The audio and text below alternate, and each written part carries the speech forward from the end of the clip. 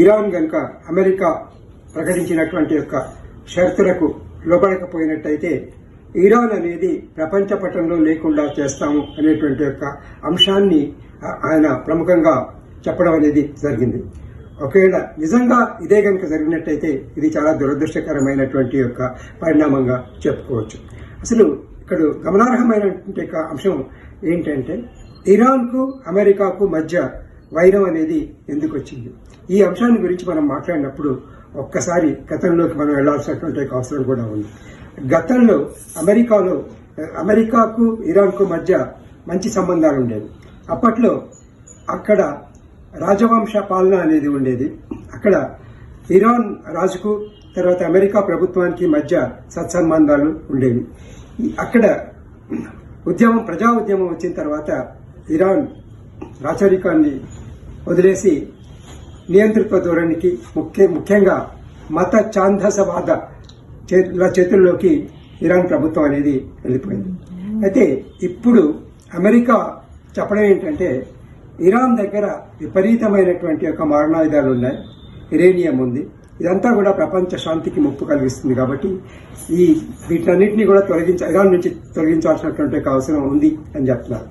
కానీ నిజానికి మనం ఇప్పుడున్నటువంటి యొక్క పరిస్థితిని కనుక క్షుణ్ణంగా పరిశీలించినట్టయితే అమెరికా యొక్క ప్రముఖమైనటువంటి యొక్క ఆశయం ఏంటంటే ఇరాన్లో ప్రస్తుతం ఉన్నటువంటి యొక్క ప్రభుత్వాన్ని పూర్తిగా తొలగించి అక్కడ ఏవైతే కొన్ని జాతులు ఉన్నాయి ఆ జాతులన్నీ కూడా ఇరాన్లో ఉన్నటువంటి యొక్క ప్రభుత్వానికి వ్యతిరేకంగా ఉన్నటువంటి యొక్క జాతుల సహాయంతో ప్రస్తుతం అక్కడ అధికారంలో ఉన్నటువంటి యొక్క ప్రభుత్వాన్ని తొలగించి అమెరికాకు అనుకూలంగా ఉండేటువంటి యొక్క ప్రభుత్వాన్ని ఏర్పాటు చేయాలి అనేటువంటి యొక్క ఉద్దేశంతో ఇరాన్ పైన ముఖ్యంగా అమెరికా దాడి చేయడం అనేది జరిగింది.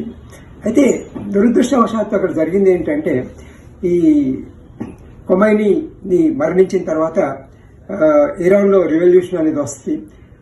ప్రస్తుతం అక్కడ అధికారంలో ఉన్నటువంటి యొక్క ప్రభుత్వానికి వ్యతిరేకంగా ప్రజలందరూ కూడా ఏకమవుతారు. అమెరికా వాళ్ళ సహాయంతో అక్కడ ఉన్నటువంటి యొక్క ప్రభుత్వాన్ని పడగొట్టి తమకు అనుకూలమైనటువంటి యొక్క ప్రభుత్వాన్ని ఏర్పాటు చేసుకోవచ్చు అనేటువంటి యొక్క అభిప్రాయంతో ఉండేది. కానీ అది జరగలేదు.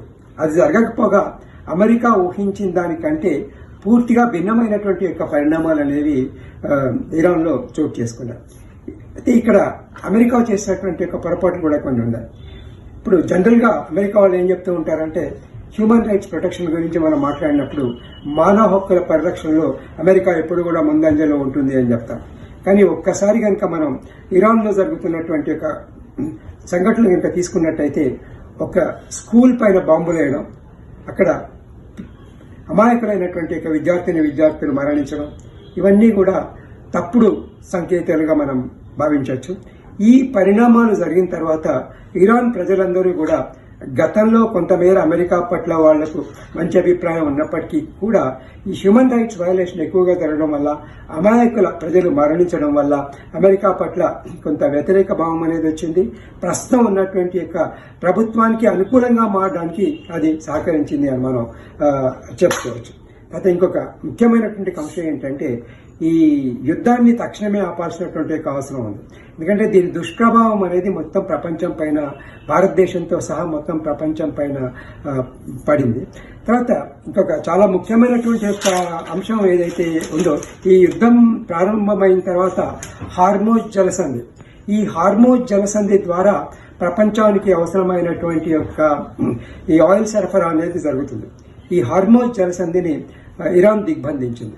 ఈ కారణంగా భారతదేశంతో సహా అనేక ప్రపంచ దేశాలు సంక్షోభాన్ని, ఆయిల్కు సంబంధించినటువంటి యొక్క సంక్షోభాన్ని ఎదుర్కోవడం అనేది జరిగింది. ఈ హార్మోజ్ జలసంధిని కనుక రేపు ఉదయం లోపల తెరవకపోయినట్టయితే ఇరాన్ను ప్రపంచ పటంలో లేకుండా చేస్తామని అమెరికా హెచ్చరించింది. ఇక్కడ గమనార్హమైనటువంటి అంశం ఏంటంటే మరి ఎంత సీరియస్గా ఈ అమెరికన్ ప్రెసిడెంట్ చేసినటువంటి యొక్క హెచ్చరికను ఇరాన్ తీసుకుంటుంది అనేది వేచి చూడాల్సినటువంటి యొక్క అవసరం ఉంది. ఏది ఏమైనప్పటికీ ఇక్కడ ప్రధానమైనటువంటి అంశం ఏంటంటే ఈ యుద్ధాన్ని ఎంత త్వరగా ముగిస్తే అంత మంచిది.